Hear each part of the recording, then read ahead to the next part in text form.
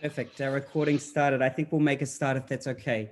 Good morning, good afternoon, good evening, and welcome to everyone from wherever you're joining us here, wherever you're zooming in from. I'm zooming in from Australia, so I would firstly like to acknowledge the people of the Kulin Nations, of whom I'm zooming in from, as the traditional custodians of the land upon which we meet today. I pay my respects to the elders past, present, and future, and acknowledge their spiritual connection to country, along with their deep understanding of education through their powerful means of storytelling. My name is Nick McGuigan. I'm an Associate Professor of Accounting here at Monash Business School in Melbourne, Australia, and I'm also the Director of Equity, Diversity and Social Inclusion. Welcome to our panel. This panel, and I'm going to, if it's okay with you, I'm going to share a slide deck with you.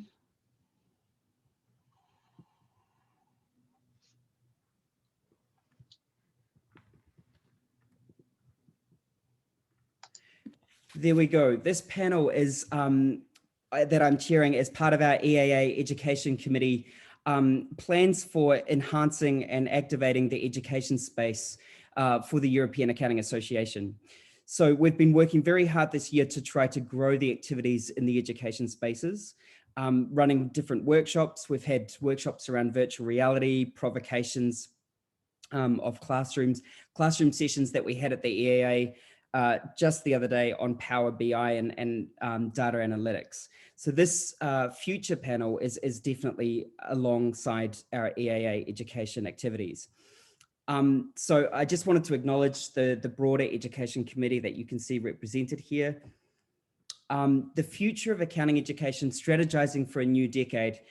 Really, and I don't need to tell any of us here just how much that global pandemic really is changing the way that we work, the way that we live, and the way that we engage. It's changing in fundamental ways. It's highlighting inequalities globally, failing systems, and changing business environments. And one of the things it's really highlighting is the idea of complex business environments or complex environments that we're having to work with and engage with. And that sort of plays to that idea of education, because in doing so, it's very clear that these things like COVID-19 and future crises, climate change, technology and innovation, future of work, population and migration, consumption of natural resources, they're all changing the way humans organize and the way that we live in different ways. And therefore, it's having an impact on our education and what our graduates will need to be able to face into their futures. And so it's with great pleasure that we are able to host and hold this particular panel session looking at the future of accounting education and how we might need to strategize for that coming or this coming decade. To do this, we're very lucky to be joined by leading global experts in higher education, all bringing unique and diverse perspectives with them. Before I ask each panel member to introduce themselves to us, and a little bit about their background, I'm incredibly pleased to welcome our panel, Anne-Marie Vitale from IFAC and PwC. Thank you for joining us from the US. Professor Philip Vergouwen from the Solvay Business School of Economics and Management, Dean of the school. Boniswa Madagazala, University of Johannesburg in South Africa, welcome. Associate Professor Peter Hughes from INSEAD, France. And Jolanta Golonska, IE Technology Lab in Spain. So thank you so much, everyone, for joining today. I'm going to stop sharing the screen and I will ask for each of you to introduce yourselves.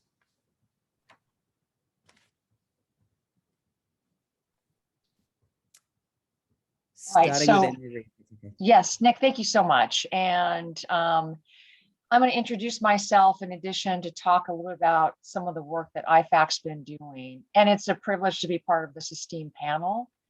And a special thank you to EAA and the incredible efforts in terms of supporting high quality accounting and education and really being forward thinking. So thank you for that.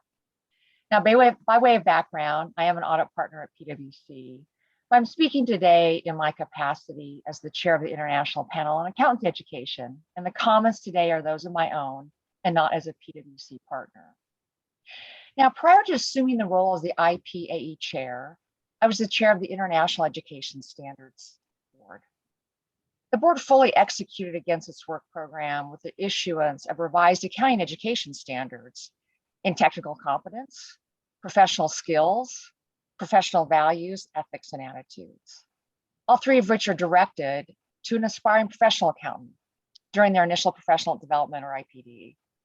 In addition, professional competence for engagement partners has been revised. Now, this standard focuses on the role of an audit partner and is a standard on continuing professional development that builds on the minimum requirements set forth in the IPD standards. The IESB focused on standard setting in two primary areas of importance to the accountancy profession: information and communication technologies, or ICT, and professional skepticism. Now, context is needed when reading the international education standards. They are based on demonstrating competency through the achievement of learning outcomes. It is not the learning method or the time spent on a learning activity that is the focus, it is the demonstration of competence. They are principles-based standards, so they can be widely applied. And on the surface, they can appear deceptively simple. In addition, the IESs are principles-based, as I mentioned, to ensure broad applicability. And the underpinnings are learning outcomes. But the board also issued support materials using learning outcomes as the basis in ICT, professional accountants in business, and public sector. And this is really to ensure that there was immediate usability to the education standards. Now, approximately 2 years ago, IFAC recognized the need to change its business model. A holistic, agile approach was needed. And this new model has a wide mandate. It's the adoption and implementation of international education standards, thought leadership, research, and advocacy for the profession. The approach is designed to increase coordination of initiatives and knowledge sharing. And the International Panel on Accountants Education is a key component of the new approach. The panel is providing advice on IFAC strategy development and implementation, drawing on multi-stakeholder input. It will also provide input to and endorse the new international education standards for recommendation to the IFAC board. The panel is facilitating access to expertise and resources and advocating for quality education of future-ready professional accountants. And this is achieved through advancing international debate on emerging issues and promoting the adoption and implementation of education standards. And most recently, innovation teams have been formed around ESG, public sector, and ethics. Now, the IESs and the panel's work are centered on forward-looking expectations of the skills and competencies that employers, whether in the public or private sectors, need from accountants. And the World Economic Forum of Jobs Report 2020 provided the top 10 skills for 2025. Now, these were not specific to the accountancy profession, but they provide powerful insight to in-demand cross-functional skills. And the top skills and skill groups, which employers see as rising in prominence in the lead up to 2025, include groups such as critical thinking and analysis, as well as problem solving, and skills in self-management, such as active learning, resilience, stress tolerance, and flexibility. I don't believe any of these are a surprise to anyone here on this symposium. And these are all clearly skills relevant to accountants. And take note, the second top skill is active learning and learning strategies. And infusing technology into active learning and learning strategies will change what we all do. And this is well beyond online learning or video calls. And to be clear, technology has and will continue to change what accountants do, how they do it, and how they learn. Now, I'd mentioned the international education standards. And these international education standards were revised, and they were revised based on the following components: business acumen, behavioral competence, digital acumen, data interrogation, synthesis, and analysis, and communication components. And while these standards were revised prior to the pandemic, the resulting learning outcomes are relevant today, and they also are consistent with the top 10 skills that are expected broadly around the world and not just specific to professional accountants. So thank you, Nick. That's my introduction.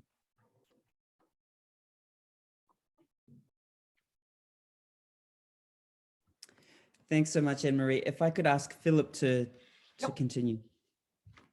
Yes, I'm trying to upload to share my screen, but I need authorization to do that.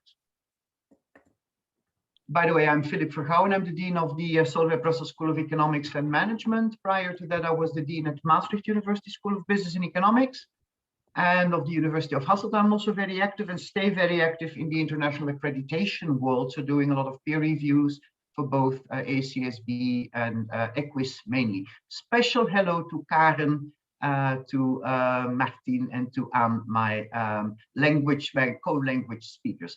Let me retry to upload. Yes, it's there. Perfect. Thank you very much. My friends, do you see the screen? That's okay? Okay. Let me, I'll try to, yep, voilà. We're talking about the future of accounting education and then specifically for higher education. And let's go back to one of the simple ways to define what accounting education or accounting is. We're talking about responsibility. Responsibility being accountability and controllability, and increasingly so, I think, sustainability.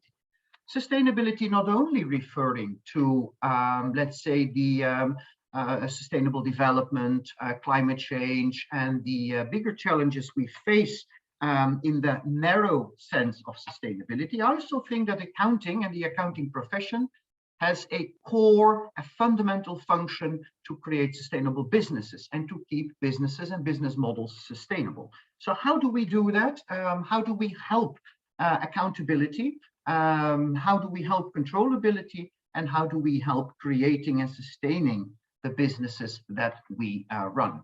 An interesting question is, why do cars have brakes? Typically, I use this to open my courses in management accounting and management control.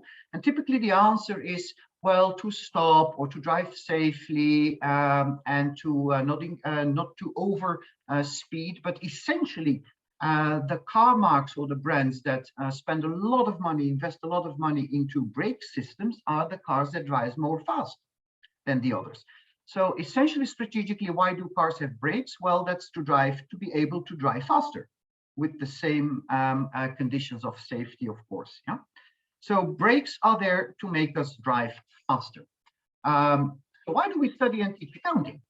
Well, we study and teach accounting not to control and not to keep the businesses down, but to help the businesses grow.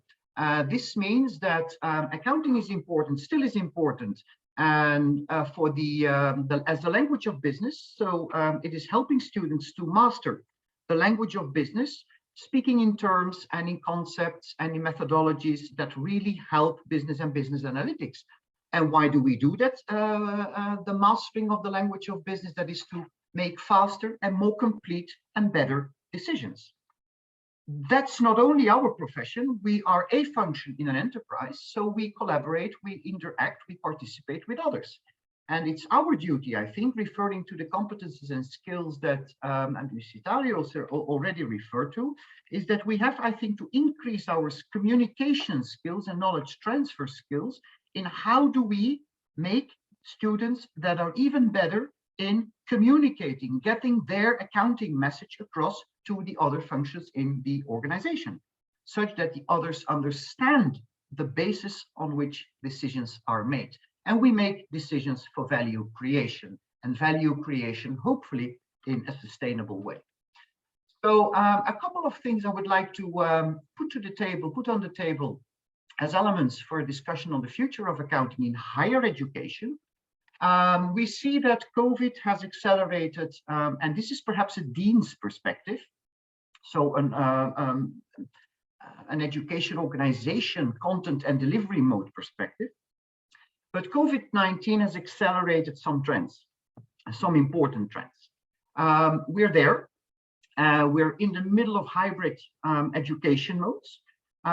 So the way we teach, the way we interact with students is going to change. We're not going back to the old world. So we are increasingly going to use technology for blended learning, hybrid learning. There are many words to do that. The interesting thing is that it will help us to get closer to do better on learning on demand. Learning on demand being a second really strong trend here.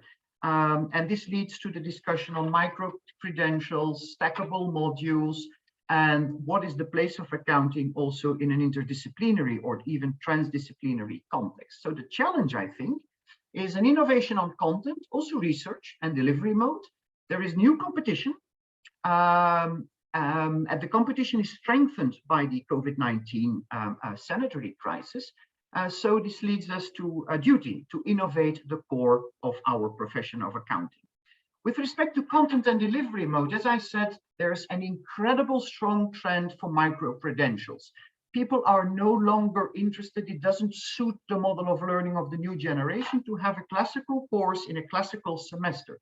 They want to learn about the importance of accounting and the impact of accounting when it is needed. So I think we should think better in terms of life cycle approaching when we teach accounting, instead of putting everything in a half semester or a semester course and then say, well, you've got it, and now bye-bye, perhaps you follow later a master course or a course in third year bachelor. So we should, I think, be very much more creative in terms of when do students and working students need to learn with respect to accounting what we can teach them in learning on demand and in a much more micro-credential stackable modular way.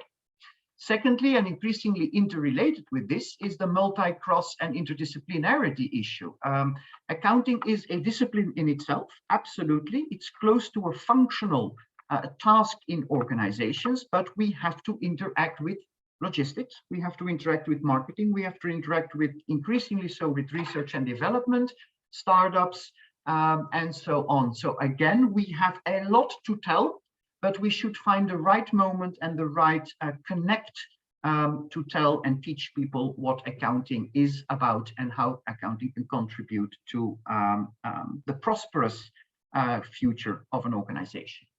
The new competition, and this is typically, I think, for accounting, comes from corporate and from consultants that say, well, okay, if universities stay way too classic, and I'm exaggerating a bit, then we pop in and we can, in the virtual world, very close to this seminar-based, topic-based modular approach, we can provide students with the practical knowledge that they need in doing their job. And this is, I think, a competition that is and should be at best complementary to what they do. If they take care, and I'm slightly exaggerating, of the immediate needs that are directly related to practice and how the job is to be done, then I think universities should focus on what the job is and prepare people who will be able to go into these continuous lifelong learning methodologies with respect to accounting, and we should go back to what the core is. So it leads us to how can we innovate the core. I do think absolutely that in order to avoid that we teach or transfer relatively rapidly becoming obsolete knowledge, that we should focus on methodology, analysis of what accounting is in the world of business, focus on the tools that accountants need, data science, artificial intelligence, human-machine interaction, how do people react, and how can I bring my accounting analytics, my accounting analysis, how do I bring my accounting system to the table, not only of the board, but of all stakeholders and certainly the internal stakeholders. How can I improve the quality of my message? And for education purposes, I do think that we should think differently about examinations in accounting. We should think different about assessment, including peer assessment.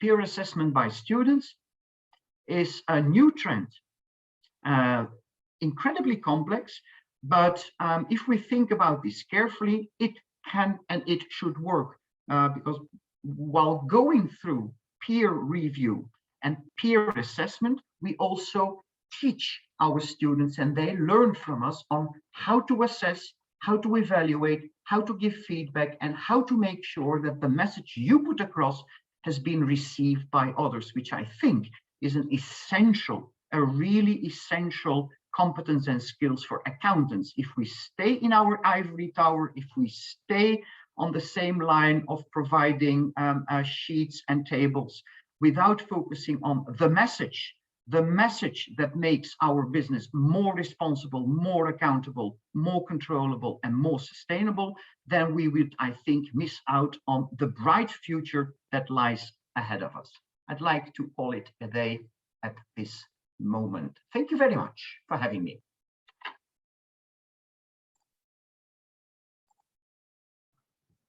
Thank you so much, Philip. That's great. If I could just ask maybe to stop sharing the screen. How do I do that? Yes, I see. Yep, that should do it. Perfect. Thank you. Thank you very much.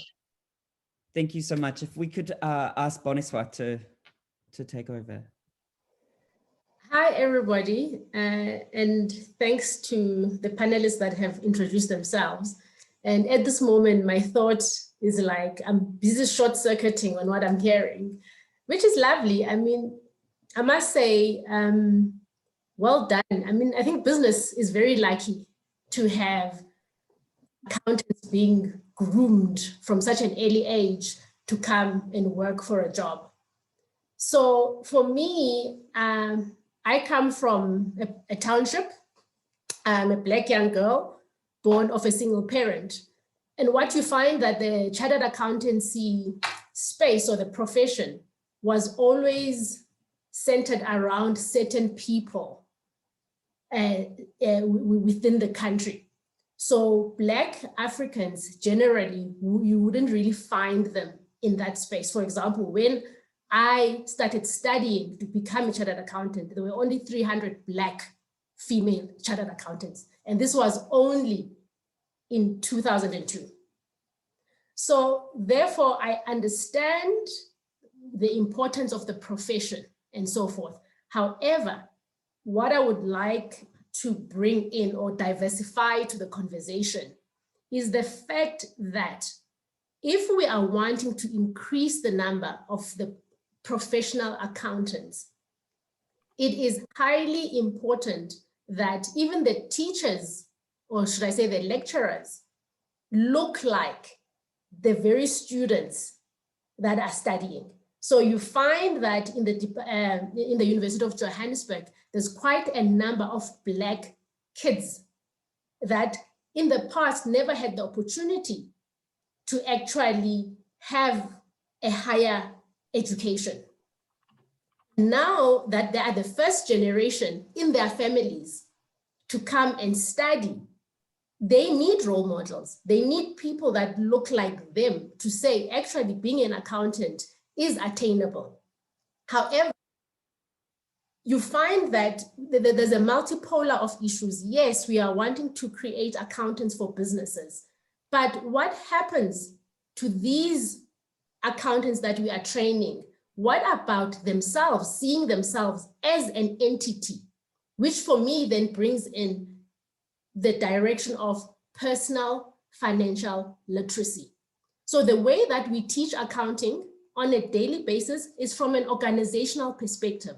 So yay, well done. At the end of the day, you have an accountant who is financially literate when it comes to the perspective of an organization. But what about self? What about succeeding and being sustainable?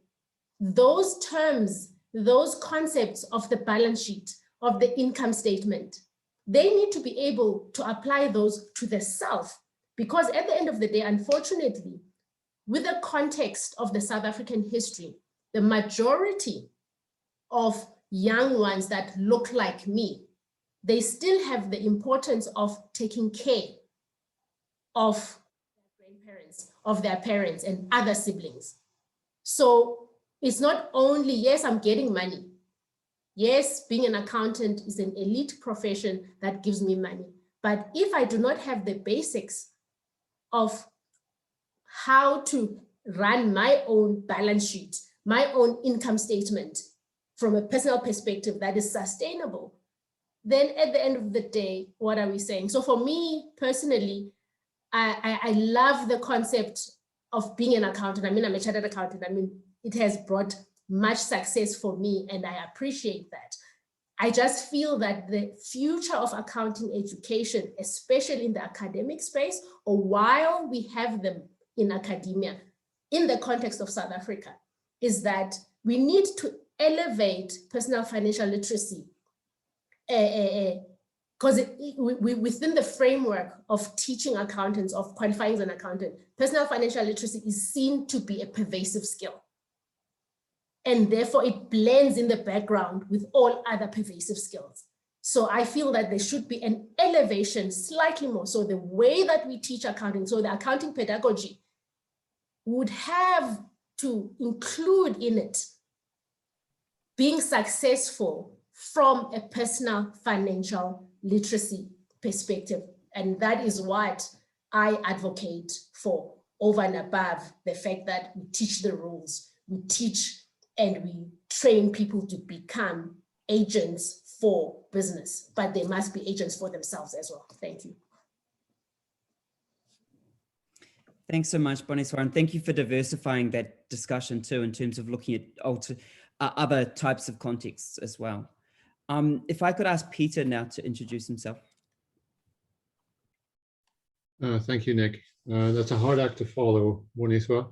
But let me start by saying thank you very much for the organizers to invite me to the panel here. I come to this panel with a very different setup, I would say. As you can see behind me, I work for INSEAD. INSEAD is a business school that specializes in general management programs. So we offer everything that one should learn about business if one wants to be in business. But it's clear that people come to INSEAD predominantly with a focus on strategy, leadership, things like that. So our particular challenge in terms of accounting education is that I don't think I've ever had a student in my class that came particularly to INSEAD to be in an accounting class. So the challenge is not to be a trailblazer for the future of accounting, but rather to be nimble, to make sure that people walk out of the class and understand that knowing accounting is essential to be part of business, to understand why it matters to learn these concepts, to learn these principles and function in the world that we live in today. And so this touches upon all the points that the previous speakers have made. But so in terms of setting up our business here, we've made a couple of deliberate choices. And so one is that we never refer to our courses as, well, the title is financial accounting, but echoing what Boniswara just said, we call it financial accounting literacy courses. And I make it explicit on my syllabus, you will not become an accountant. You will become a consumer of financial information and a communicator of financial information. And that's how we set it up, because we want to make sure that our content does reach this broader audience and doesn't turn them away, right? Because a lot of people have preconceived notions of accounting as, you know, debits, credits, things like that. When I teach my courses, I actually make it a point to never use the words debits or credits. And that works really well, actually. So this in mind, it does dictate a little bit how we teach the courses, and it also dictates a little bit what we teach in our courses. So just a couple of comments on how we teach. Naturally, we don't go into the same level of clerical detail that traditional accounting courses might follow in accounting-focused programs. Instead, what we focus on predominantly is the interpretation. So I bring to class lots of articles from the financial press. I bring to class excerpts from financial statements. I want to make sure that people walk in there and every single class, they walk out of it and saying, you know what, this was useful for my broader business education. This was not about learning, you know, what bad debt expense is or something like that. It's about understanding what accountants do for us, thinking about the future, booking things so that we can forecast cash flows and you know, concepts like that. So it really dictates how we teach, right? But it also dictates, of course, what we teach. And we're not trailblazers in any way in terms of the content or how we put our courses together. We follow a relatively mainstream approach, but what we do is we frame the journey as being part of the broader performance evaluation of businesses. And this is for all the stakeholders, right? This is not just for equity holders, but also debt holders, employees, suppliers. We just want to make sure that people feel comfortable picking up financial statements and are able to function in that ecosystem that the companies represent. And actually that's worked really well. I have to say in our degree programs, this has worked really well to the point that we now have developed within our group here at INSEAD modules that, you know, deal with financial acumen, if you wish. And these modules, we offer them now to a broader audience, not just our MBAs or our exec MBAs, but we offer them to a whole group of exec education programs as well. And here is where the future kicks in. We had to do this in COVID times. And so we've become actually quite nimble in terms of offering these things in all different formats that Philip was referring to. We do this live, we do this hybrid, we do this in asynchronous digital delivery mode. We do it in many different ways. And it's actually been fun to be part of that exercise, to really communicate to people that knowing accounting without knowing debits or credits is actually a vital part of being part of the business. So that's us. Thanks so much, Peter, for this. Really interesting, and it goes really nicely to what Bonsoir was saying as well. This idea between the content, that what can be delivered in micro-credentials, and then what needs to be sort of more focused on more conceptual thought and more integration within preparing for that career, that professional career too. So there seems to be some type of balance needing to happen here. If I could ask you, Jolenta, to introduce yourself as our last presenter. Thank you so much. Very privileged and humbled to be among all of you. I am not an accountant, I'll preview with that. I am an educator and have been one for a while. My official role is a Director of Learning Innovation at IE Business School and University. We do have programs similarly to INSEAD at the level of sort of MBAs and executive education, but we also have undergraduates, PhD students, and everyone in between, beyond the business school as well, for other schools, including School of Law and School of Global and Public Affairs, etc. In my role, I run two teams. One team, which is a team of pedagogy innovators or instructional designers, instructional technologists, who are mostly interested in improving the quality and effectiveness of what happens in a classroom. So are the students learning better? And are they learning faster? And are they actually enjoying the learning process at the same time? And doing anything that's needed for that, from planning, testing, training professors, enabling them, offering support, etc., and measuring the effectiveness of the different pedagogies. In parallel, our department consists also of another team, which is a technology lab. Our tech lab is the official title of the people working in a tech lab are resident hackers. They're ethical hackers. They're not hackers in a sense of breaking your systems, and hackers in a sense of hackathons. What they do is they take the latest technologies and they experiment with them and try them within the educational context. With an idea that sometimes we know what we need from technologies because there is a specific educational need and we can go and get it, but sometimes we don't have an idea what technology can do for us. It can help us improve things and do things better, but we might not know it until we try it and until we see what it can do, in a classroom. In addition to that, in the last year and a bit at this point, I have been privileged to run a cross-departmental initiative across IE, which is called our Liquid Learning Task Force. That task force was responsible for bringing to life the entire academic side of liquid learning, which is a response to COVID. So the change of the academic activity and model as a result of COVID. Now, obviously, it's a big challenge for everyone. I think in many ways, from IE's perspective, I had my task easier for some reasons. For example, IE has been in the world of, in the business in a way of online and blended education for over 2 decades at this point. So there were certain elements that were playing in our favor. At the same time, there were also big challenges. We're a large institution in a sense of the scope of activities and scope of programs which we manage. We have at this point also 3 campuses.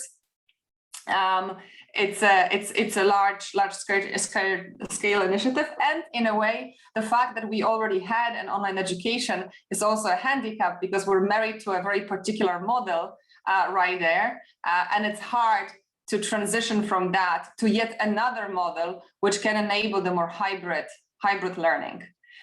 That's in a few words who I am.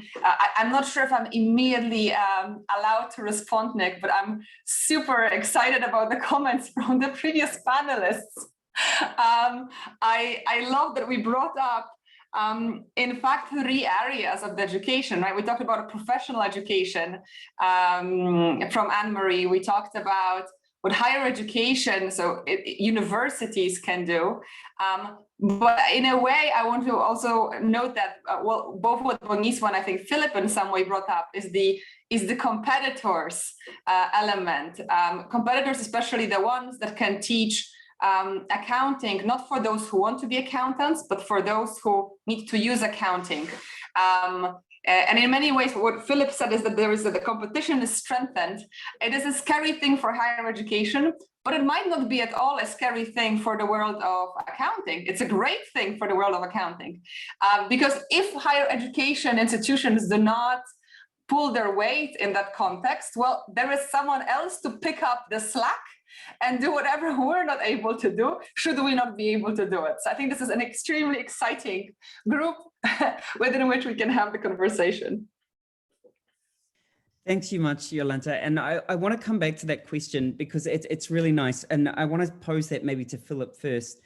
That idea of, does the business school need to reinvent itself somehow?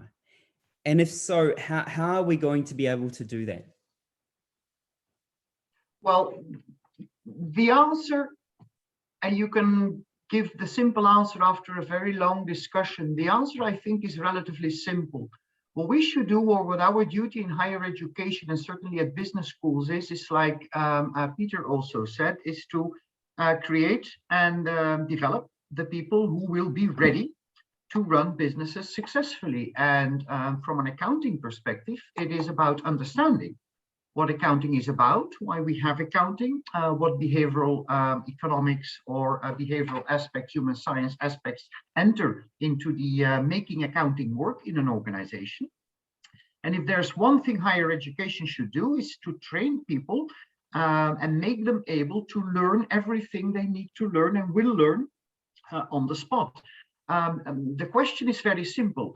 Do we, in a 2 years master, use the accounting course, let's say the 10 ECTS or 5 ECTS accounting course in Brussels, to focus on the niceties of fiscal rules and regulation and fiscal optimization, and how today companies can use those rules to avoid unnecessary payment of taxes? Or do we spend our time in making those students the critical thinkers about the accounting function, the design of the accounting function in an organization, on how to perform and how to make our business stronger and better and faster growing based on better decision making? Do we give them the tools to increase their critical thinking? Do we give them the tools to use the technologies, data science, artificial intelligence, to improve the deliverables of accounting in the world and in society? Or do we make them experts comptables, experts on the field, and then they have to come back after 5 years and say, I don't know anymore, because rules and it all has changed? So the answer is fairly simple. And I think in a way we've always been doing that. I'm much more afraid for other disciplines, I think, in the business school than I'm afraid for the accounting discipline, because accounting has always been kind of that interdisciplinary and always been linked to the core of business, the language of business and doing business.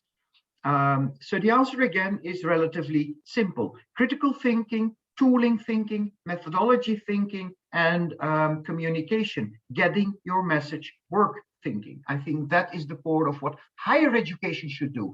And if we have new competitors outside that give specific seminars or specific courses on how to optimize taxes in that country, in that area, with that, in that industry, that's only okay. We can learn from that. But that, I think, is not our duty. Mhm. Thanks, Philip. And I want to pick up on that because it's interesting. Anne-Marie, you've written recently around reimagining the future accountant. And you were talking a lot about those different skills, talking about analytical, of course, but also things around creativity. And coming to Philip's point too, about business schools really thinking about teaching critical or developing critical thought and developing creativity in kind of the curricular design process. How do you see the accounting educator working in that space?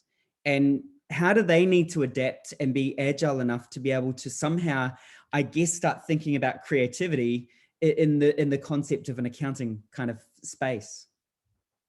Nick, thanks for that question.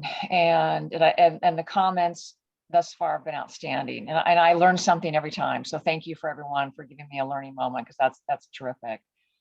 But I want to step back here, and I'm going to perhaps take a little bit of a commercial sense, right, and approach to this. But number one, who's our customer? What are we trying to achieve? Who are our key stakeholders?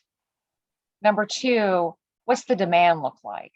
And without understanding the demand, and I'm talking about the demand for what the skills are that are needed, we don't know how to prepare for students and accountants.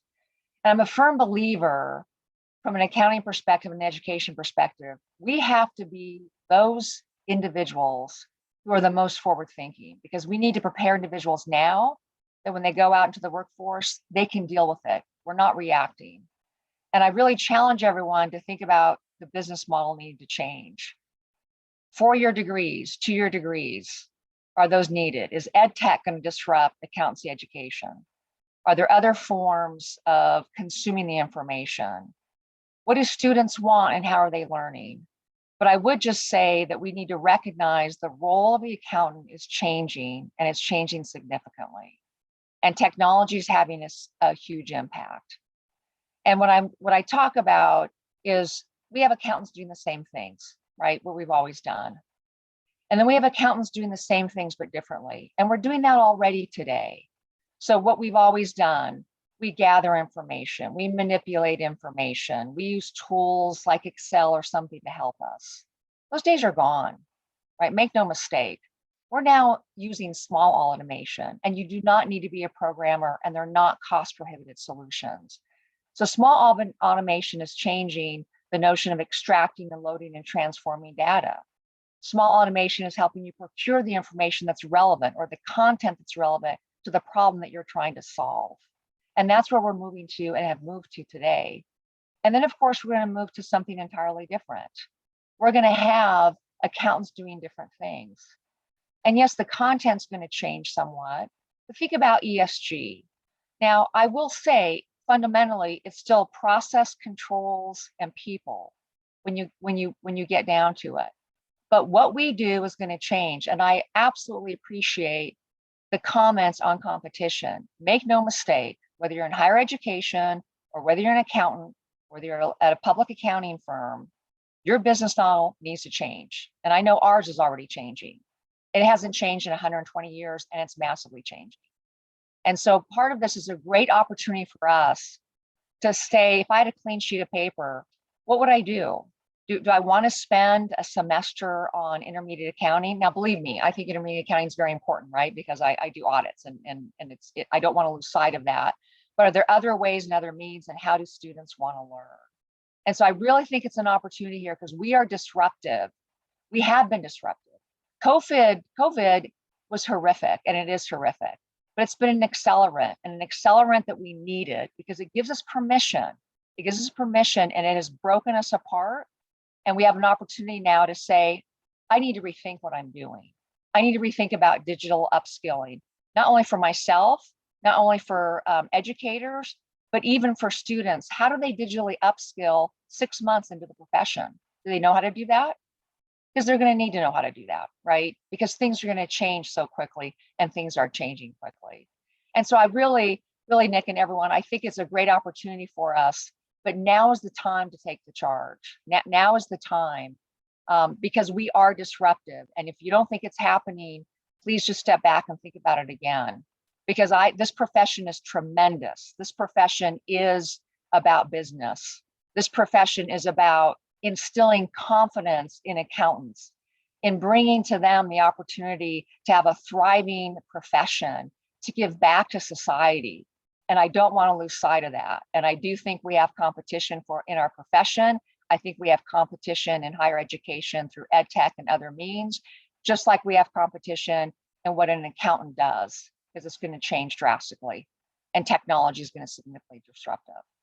Nick, I hope I answered the question, but I'm certainly more than happy to revisit it as necessary. Thank you. Definitely, Anne-Marie, thank you. And I really want to pick up, you made a really interesting point around giving students basically a choice on, we're in this disruptive space, and giving students a choice on how they want to learn, when they want to learn, where they want to learn. Boniswa, I wanted to throw to you, because you're talking about financial literacy and you're talking about that in the context of oneself. How do we open up the diversity across our curricula, across accounting education design, to be able to give students really that power of choice? Thanks, Nick.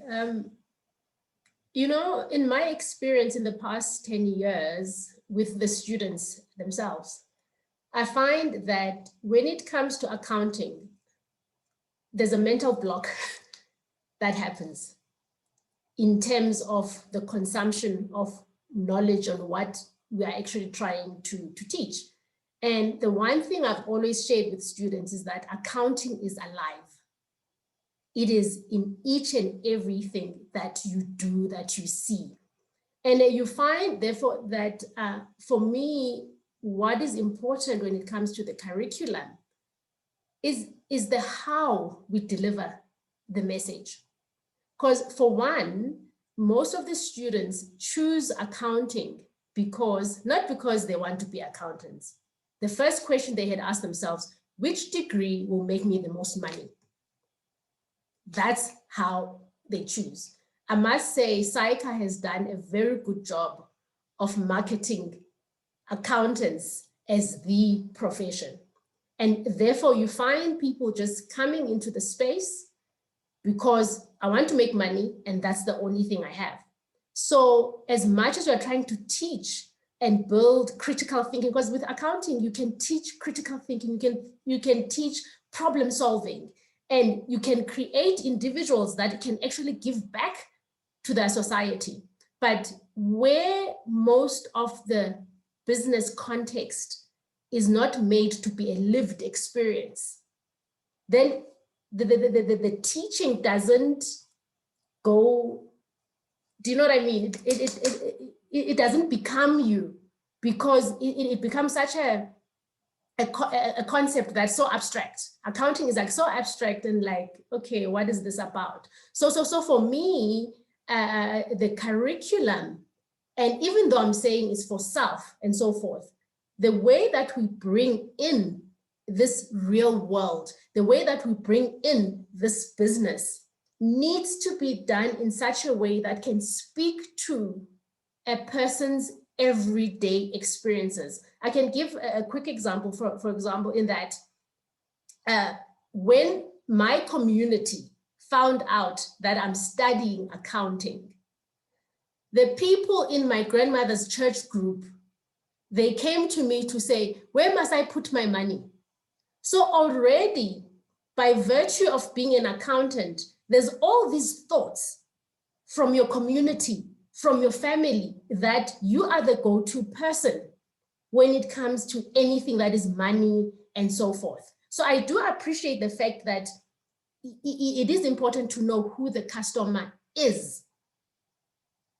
So it would be lovely how, in that context of allowing the students to choose to say, who is the customer? So if I'm saying my customer is the church, and the church is wanting principles around how they should make sure that the what do you call it, the money that you give to the church every Sunday, if they want concept to say, how do we make it better? And at times you have mothers that come and they say, okay, my child wants to study further. How should I go about making sure? So all of a sudden you become a financial advisor. And yes, it's not the intention of an accountant per se, but I think what is that would be lovely is that in the context of accounting, and yes, training accountants, we need to also realize that there are other types of customers, not only businesses in the strict sense of business, but there are other business like a gentleman who is running a mechanics business, who's not really formalized, but does want the services of somebody who understands money, who understands how to make my business better.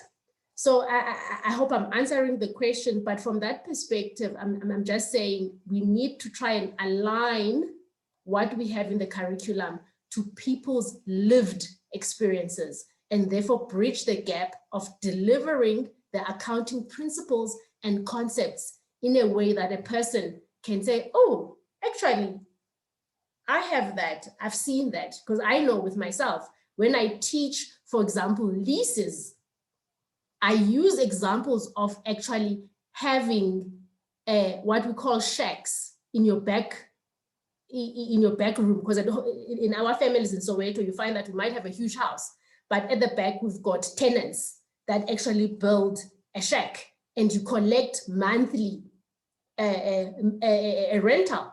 So when you use an example that they are aware of, and you say, oh, by the way, that's actually a lease, then they're like, how? Then the principles start becoming something that they identify with, and they say, but accounting is not so bad. So yeah.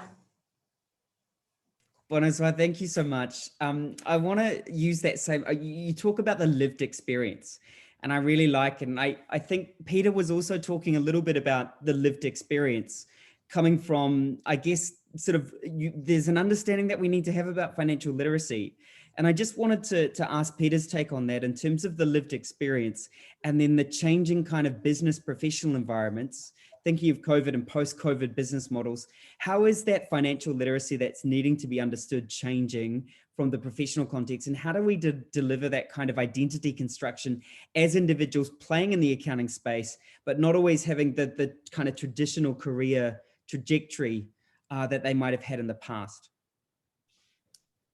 Well, I'm not sure that I can speak to everything that you asked me there, but I just want to echo first that the comments that were made earlier on competition and markets are very true, in the sense that what has happened in the past 2 years has been quite a wake-up call for us to rethink how we indeed deliver our content, who we deliver it to. And this is not just the accounting part of the business school, this is all disciplines, but accounting has been involved. And just, I want to be brief on this, but what I have found particularly exciting is that a lot of the big things that we observe in the world cannot be understood without really understanding the accounting component of them. I mean, if you think about, I mean, you know, this is topical, right? Obviously, crypto.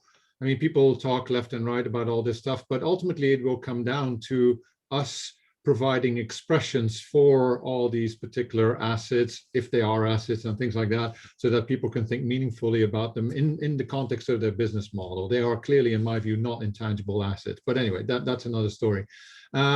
We can think about topics like how business models have changed to become all subscription-based, which is a very important accounting sort of change that we see in how revenue gets recognized. And so even people that really don't want to know accounting, they really have to understand how revenue is being recorded, things like that. So we reach out with our content to so many different individuals, whether they like accounting or not, just to function in the changed world with the changing trends. We can provide, you know, ammunition for them to sort of have meaningful debates with parties in business negotiations and things like that. And I forget, of course, or I shouldn't forget, of course, it's been brought up earlier, the ESG component of what's going on in the world. I mean, we feel that, particularly here in the last 2 years, our students are almost banging on the table, demanding that we spend time in our accounting classes and in our classes in general addressing these big topics. And so in terms of, you know, doing our job, educating people and creating professional identities of the future professionals in business, I think we have quite a bit to bring to the table here. So. Thanks so much, Peter.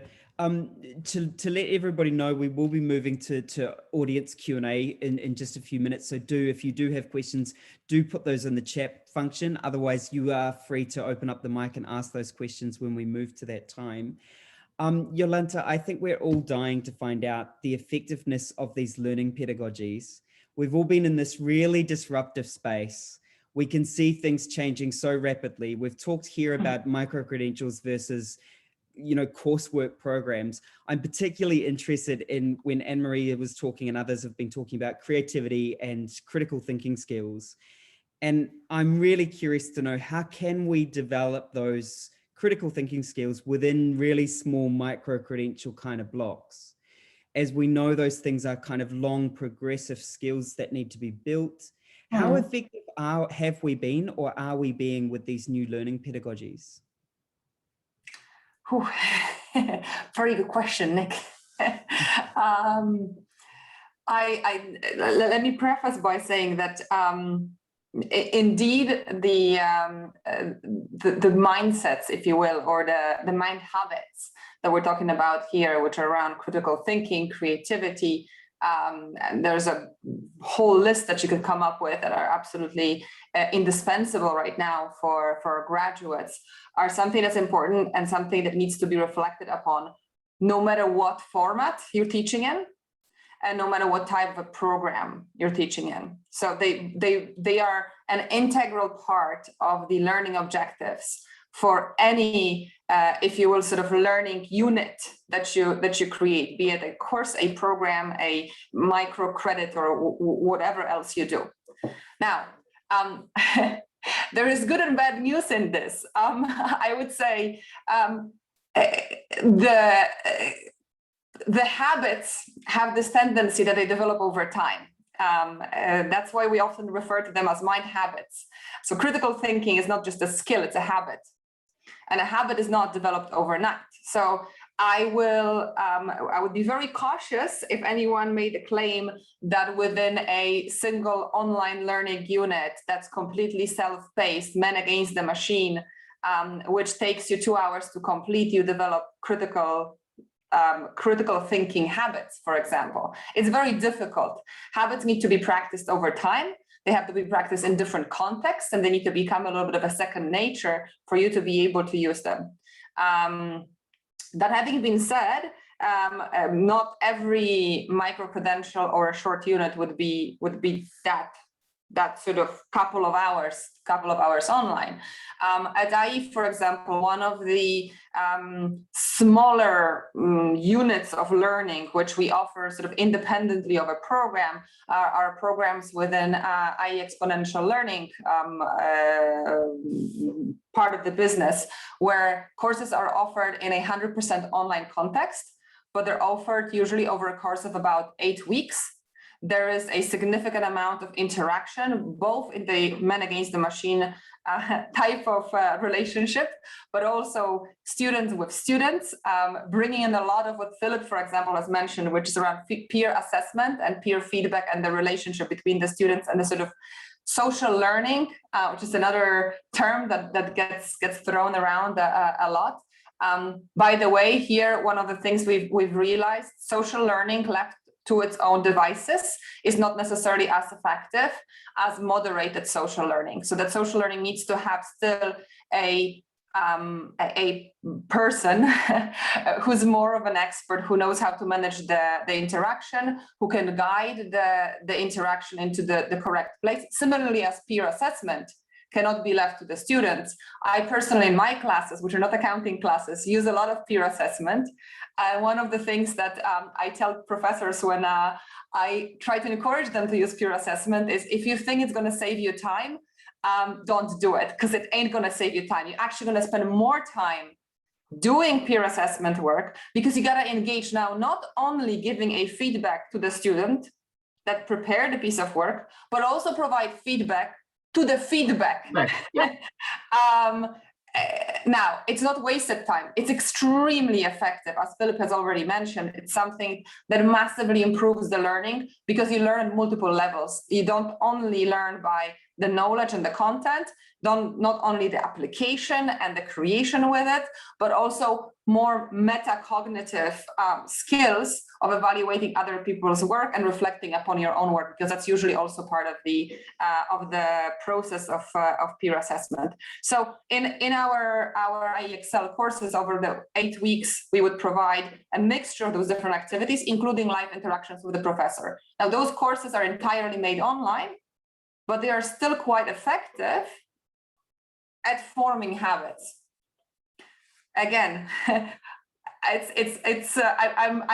don't want to exaggerate here claims. I think 8 weeks is not the same as 1 year. It's not the same as 4 years. That having been said, there are plenty of programs that take 4 years without a reflection on the meta habits that they want their students to acquire, and in consequence end up spending 4 years without producing the desired outcome in terms of the mental habits. So an 8-week course, 100% online, with a very strong focus on those habits being the learning objectives, can be quite effective, maybe even at the effectiveness level of longer programs that are not nearly as focused on those specific learning outcomes. Thanks so much, Jolanta. I also wanted to ask a follow-up question to that, and that was about how do we have been over the past, and I think we spoke about this towards the end of last year when we were facing still ongoing rolling hybrid means of education. How do we best motivate our students in those spaces?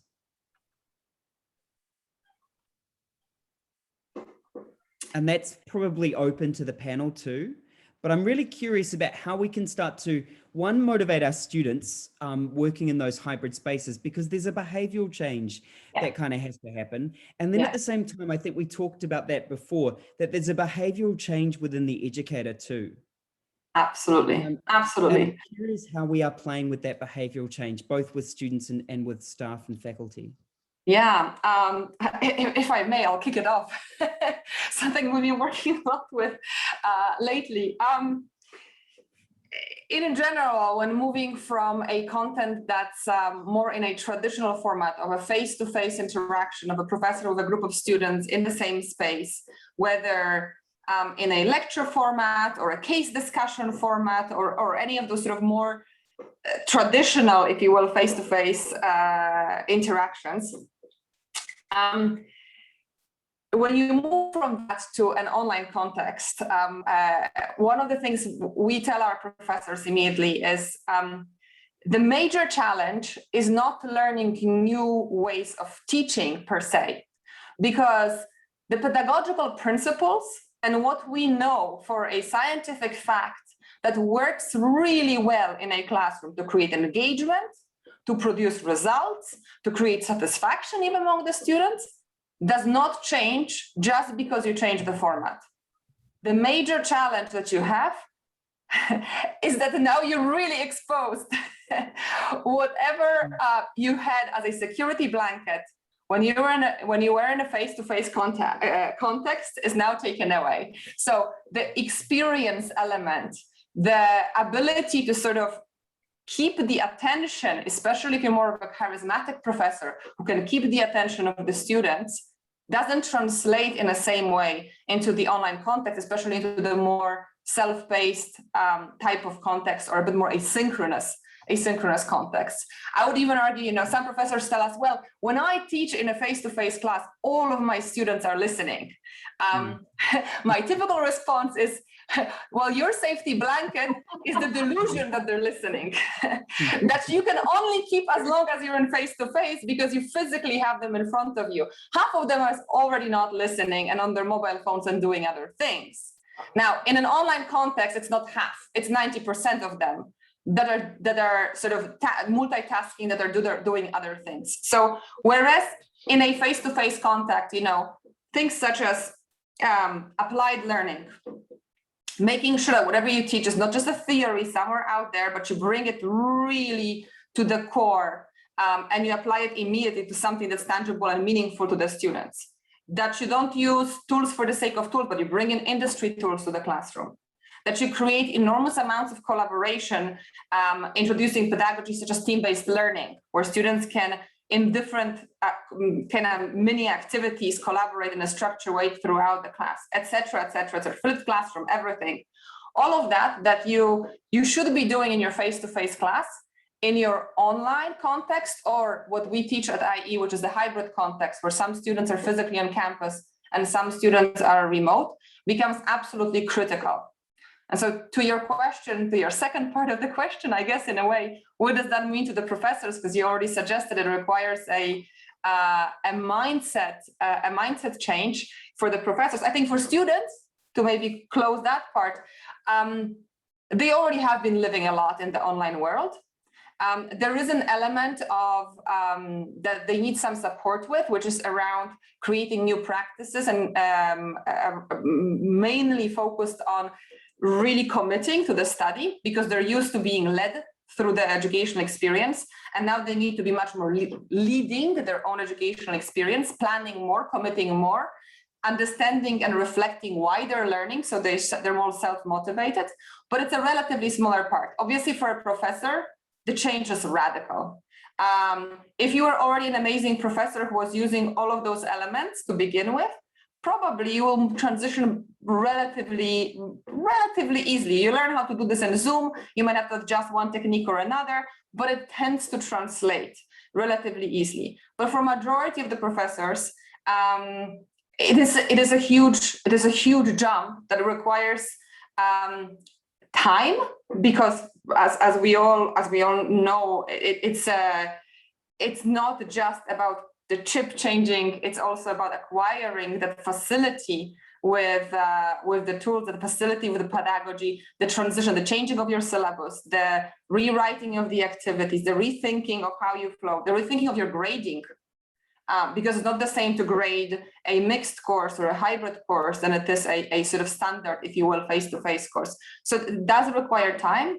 It does require an element of cultural change that is broad across the faculty, which is something that as institutions, we can certainly help with time as well, by creating a little bit more space for the professors, providing support to them, etc.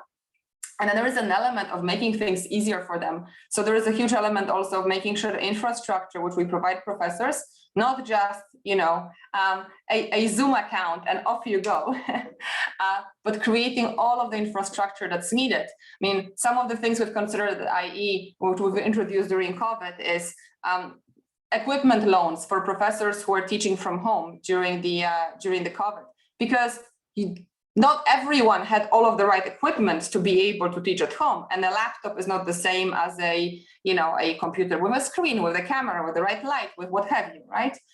We've adjusted the classrooms, and we've used a very sort of iterative process to design the classrooms and to continuously evolve them, going through a sort of rapid prototyping with the classrooms which we presented to the professors and to the students.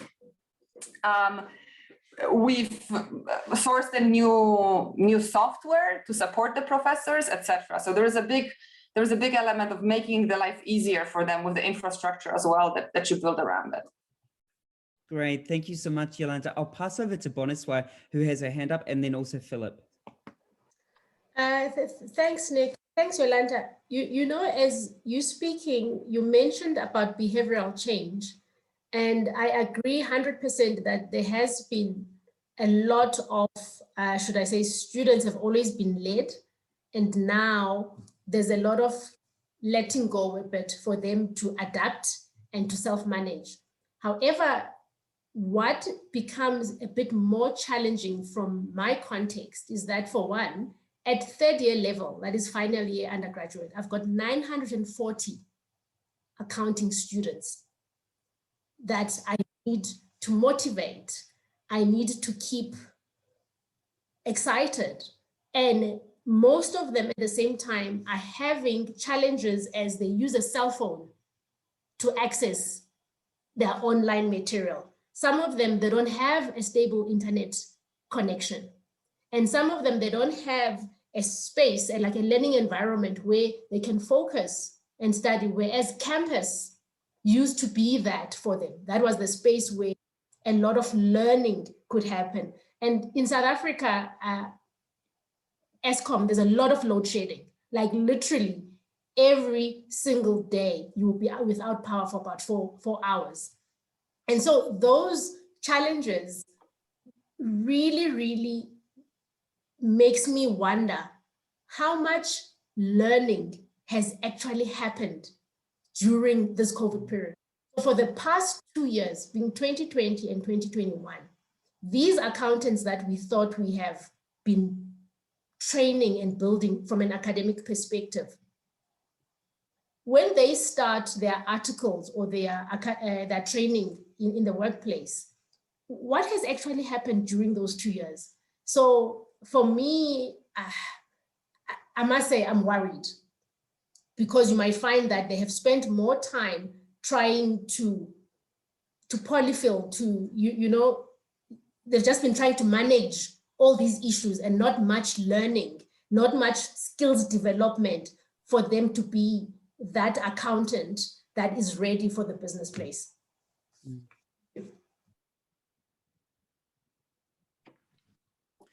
Thanks, Boniswa. Completely agree. If I could have Philip, and then we're going to break to other questions. Yep. Well, let me try to help you in doing just that, Chair, by getting back to some of the questions we see appearing in the discussion, namely to the point that Gia makes. Isn't it important that students first know the basics before they can meaningfully engage in thinking about how to change and how to use? Yes, of course, that's true. The why, I think, and certainly for higher education, is much more important than the how. But it doesn't mean that you cannot start with a how question and derive from that what exactly the basis and the basic things are the students need to know. Because if students discover the basics themselves, that's a stronger discovery than you teaching them the basics. That is also the philosophy of problem-based learning. I think problem-based learning is ready to move to solution-based learning. And I think we should be much more open to, in accounting for sure, in inductive learning. So induction is very important, which brings me to the point that Thorsten makes. When do we stop adding things to the list that accounting students have got to learn? When do we start stopping some of the things? Well, I hope we're getting ready and mature enough to say, well, there's a lot we don't need to do anymore. Just to give you an example, in one of the master courses at my institutions, the accounting professor, very high level stuff he's teaching there, but he gave the students an individual assignment on an exception of an exception. It was a real life case coming from one of the big four companies. And the students learned afterwards that in real life, the solution took 8 weeks and a team of 6 multidisciplinary people to come to a solution. The student feels fucked up. I mean, why do I have to do this? If there is learning in that, then I think it should be the team and the interdisciplinary and the participative learning, and not make that into an individual assignment. So I think we can stop doing a lot of things if we really focus on the why and of course the what of accounting, and how this can help students in becoming much better, prosperous, intelligent leaders in business. One thing I've learned today, and thank you very much, Boniswa, is that as long as higher education keeps on calling itself a social elevator, then we have to keep on focusing on accounting and finance literacy. And there's a whole world out there. And I think we can do better by making accounting something, a competence, a skill even, that is important in everyday life of every type of student, and not only business school students.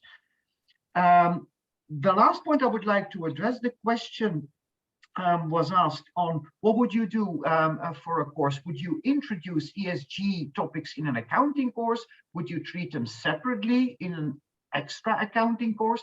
My point would be, why not try to approach the ESG issue in a multidisciplinary way, and create an ESG active participative learning module in which accounting and accounting professors play a major role. But that's just food for thought. But great questions and great points also by Jolanta and Bonisha. I'll keep it here for the moment. Thanks so much, Philip. And I'm just going to ask Thorsten. I think Thorsten wants to come in and talk a little bit there. Many thanks, Nick. Thanks a lot. Just quickly, I want to thank all of you. I haven't heard a single thing that I disagree with. I'm just still struggling with this notion of, taking stuff out of the curriculum, and especially Peter. So I think Peter's point was extremely important. That we're not only teaching accountants, but future managers. And Peter has, for example, taken out the debits and credits, the T accounts. I have to say that to me is a core question. Is that something that people need or that they don't need? And I tend to land on in a different place than Peter, actually teaching the same kind of audience. I also teach international executive MBAs. And to me, it seems like the underlying double entry bookkeeping logic is really the grammar of this accounting language, this language of business. And it seems that, without that to anchor them, they're kind of floating around, and they're not gonna understand things to an extent where they can really intelligently speak with other people, including accountants, actually, that will challenge them sometimes. So to me, it's the core question. I think where's double entry bookkeeping coming in, or is that still needed? And if so, should it maybe not come in the beginning, but somewhere later? Can I answer that? Of course we do. We do double entry bookkeeping. I mean, good old Luca came up with it for a good reason, right?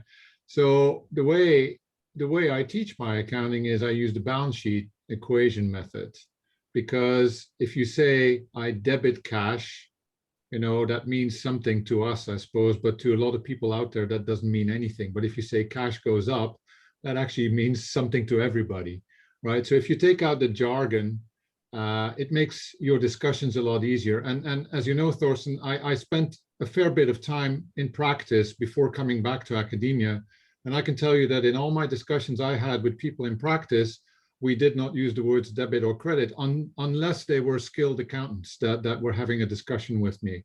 So I'm clearly not advocating taking out double entry bookkeeping. On the contrary, I just want to show the mechanics in a more intuitive way that doesn't require people to think that debit is different for an asset versus a liability. Do you see what I'm saying? And so actually it speaks a little bit to the points also made by previous speakers in terms of thinking, what should we teach? What should we take out? I'm afraid that we cannot take too much out, but we can delegate it. And we shouldn't forget that the new generation of students grows up watching videos all the time. That's all they do.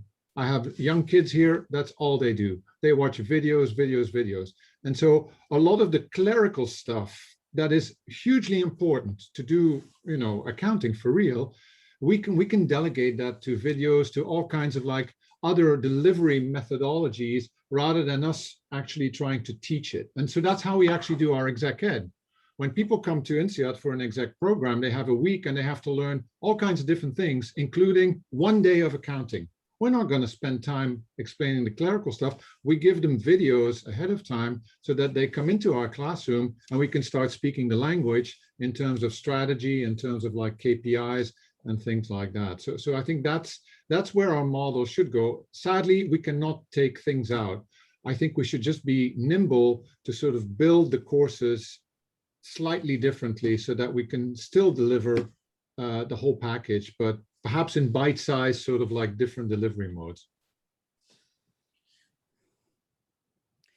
Thanks so much, Peter. I would like to now open Gia's question to the whole group. So Gia asked in the chat, I've heard many accounting educators say that students have to know the basics before they can do higher order work involving critical thinking, judgment, creativity, etc.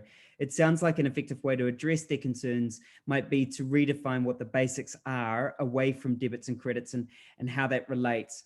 I just want to come back to that question around why and how and open that to the general panel.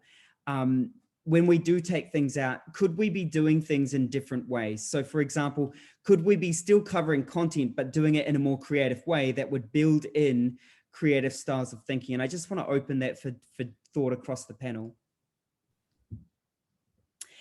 Anne-Marie. Nick, can I? Yeah, I'm raising my hand the old-fashioned way, so it's an actual hand being raised. So, so thank you for that.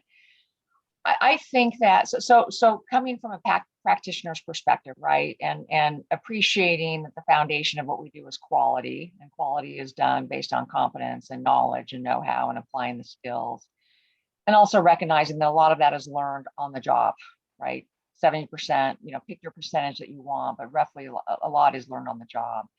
I think there's a huge opportunity to think about different ways of teaching. And by way of example, and kind of using technology, if you think about virtual reality, and there's been some studies done, and this was a study that was done by PwC. It is not a deep study, if you will, but it really used one of our courses and taught it then using virtual reality, and the effectiveness increased significantly. The retention of the learning increased, the engagement increased. And so I think there's a great opportunity, to Peter's point, is we need to know this stuff, right? We're and I want to echo the point about talking in the right language. When I talk to my audit committees or others, I never say debit or credit. It's up, it's down, it's increase, it's decrease, right? But I think there are new ways, and these new ways are not necessarily cost prohibitive, and they will continue to go down from a cost perspective. But engaging in these new ways of delivery, and I think virtual reality is going to be one of them, where you can have simulations and not something that has to be done in the classroom, but that everyone can engage with. And it's also been identified and determined to be highly effective. Just another great opportunity for everyone to kind of flex your muscles and see what can be done and give it a try. And if it works, great. And if it doesn't work, great. But really embrace the change, because everyone here is a role model to our students, to the profession. And so I think there's just a great opportunity for everyone to take advantage of. Thank you. Thanks so much, Anne-Marie. We've got a couple of questions in the chat box around ESG in particular. So I do want to kind of ask those. Environmental social governance has been mentioned several times by the panelists. How can accounting education make students familiar with the different E, S, and G dimensions? Should we collaborate with colleagues from other disciplines? Are accounting educators sufficiently comfortable with non-financial dimensions of ESG? And is there enough non-financial literacy?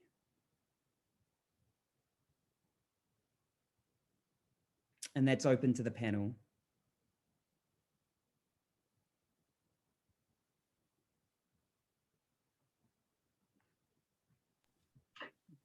That's a difficult one.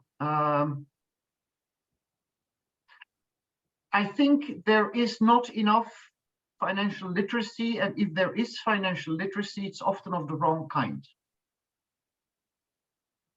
But perhaps Bonishwa is the one to speak about this, having perhaps a totally different view on what we're discussing here. But there's not enough, and certainly not enough of the good kind. Okay, Bonishwa, while you're thinking, I'll open to Anne-Marie because I knew you wanted to get in there before.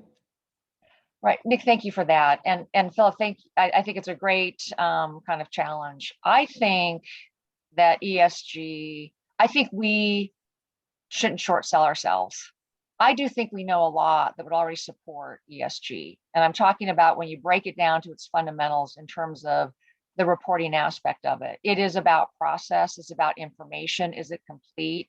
It's about the accuracy of the information, it's about controls. We know all this, right? We know the fundamentals. The content may be different, but I think this is a great opportunity for us to upskill and challenge ourselves and get a little bit outside of our comfort zone. But I really think from a foundational perspective, everyone here has a skill set to start thinking about ESG and what it means and introducing it. Because it's an interesting, it's not only the financial reporting aspect or the non-financial reporting aspect of it, because it's impacting both, right? It's impacting climate change, is impacting, how valuations are done that impacts the financial statements. In addition, there's a demand for non-financial reporting around ESG. And I do think if everyone just steps back and thinks about the basics, we have it, and then just taking it to the next level. And again, this gets back to competition and everyone else outside the accountancy profession that believes they are the ESG accounting expert. I believe because we have the trust, the transparency, and the integrity, we bring more to the table. And I think that we need to focus on that. But again, another great opportunity. And I do think there's a degree of literacy that already exists. We just need to refocus ourselves and see where that is, and then take it to the next side, which is the consulting and the forecasting side. And Peter, I think this is right up your alley as well, which is the ability for accountants to forecast is becoming very important, not only from an accounting standards perspective, but it's also going to become very important from an ESG perspective. So thank you.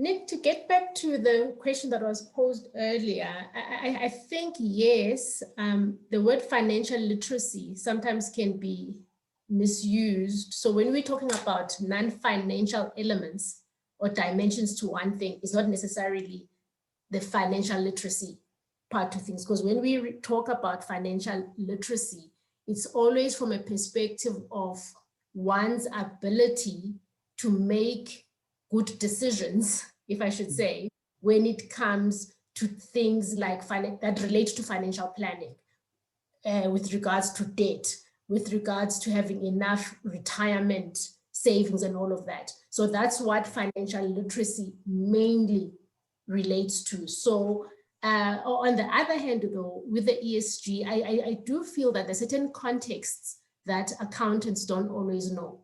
And it's good to basically engage with other educators, because at times accountants, we tend to be very square, and you always want to think everything as assets and liabilities and equity.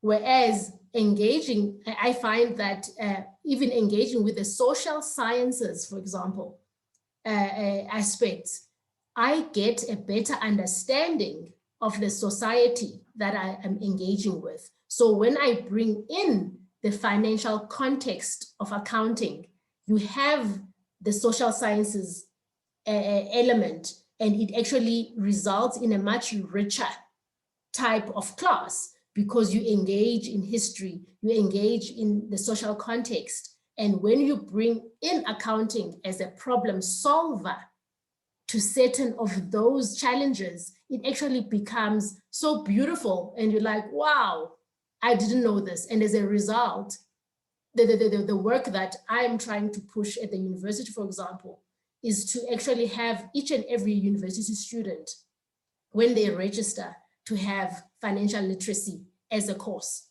during the 3 years or 4 years that they're in university. It should not be just for accountants, but hopefully the Department of Accounting will be the one that's servicing all other faculties to get that. Thank you.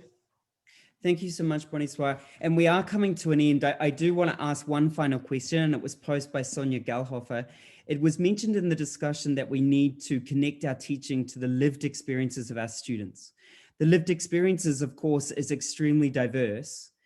This raises a really important question. How can we best embrace diversity in accounting education? And that's open to the panel.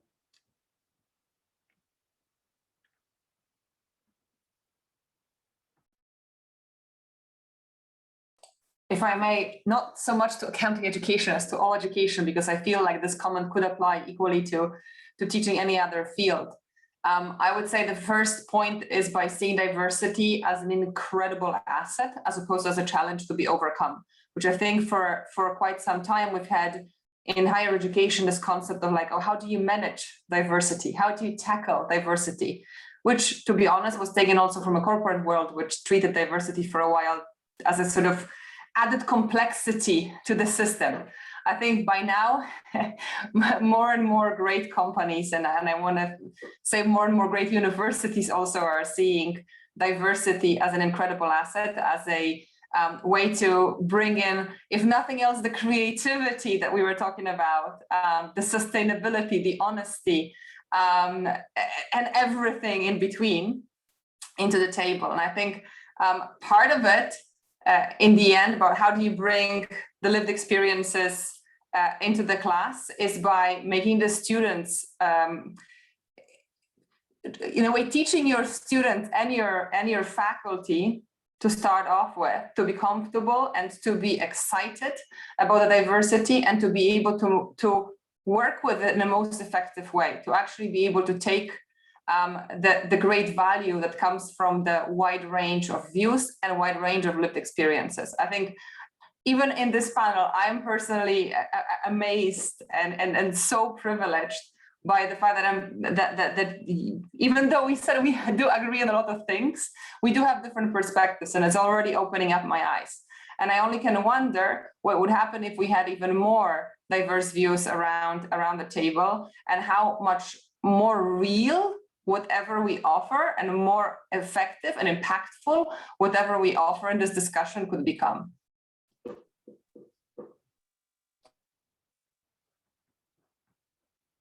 Nick, just to also add there, I think for me, what I found with the lived experience, it also meant that the students, you let the students go discover accounting for themselves, and then bring those examples into the classroom.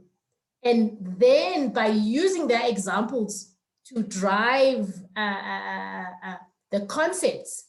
So it is not up to you as an educator to actually find all the different examples that will basically fit each and every student. So that ability to actually let them say, no, go out, go bring something from out there. And then I think that's how you can basically diversify those lived experiences. And it's not you who has to come up with them. Let them go discover it for themselves and bring it to the classroom. Thanks. Thank you so much, Boniswa. And I think at this stage, we are at time. We will leave it there. It's a really beautiful description. The idea that the students will be bringing those concepts back into the classroom to create that diversity. And again, that's starting to develop some of those creativity and critical thinking skills in doing so. So maybe it is a little bit about thinking about the how. Please join me as a group to thank our panelists. They've been absolutely outstanding. A pleasure to be working with. Thank you so much for sharing all of your views. Boniswa, Peter, Anne-Marie, Yolanta, and Philip, thank you all very much for joining us today. And we look forward to seeing you again in the future, hopefully face-to-face or in a hybrid way. One other announcement I do have to make, the EAA has created an Education Excellence Award. Rather than sharing the slide, we will be doing a social media campaign around that Education Excellence Award that will be going out to you after this date, with a closing date on those applications by December of this year, the same date as the EAA papers submissions for next conference. Thank you everyone so very much for joining us. We look forward to catching up with you again soon. Thank you, everyone. Thank you. Bye. Thank you. Good session.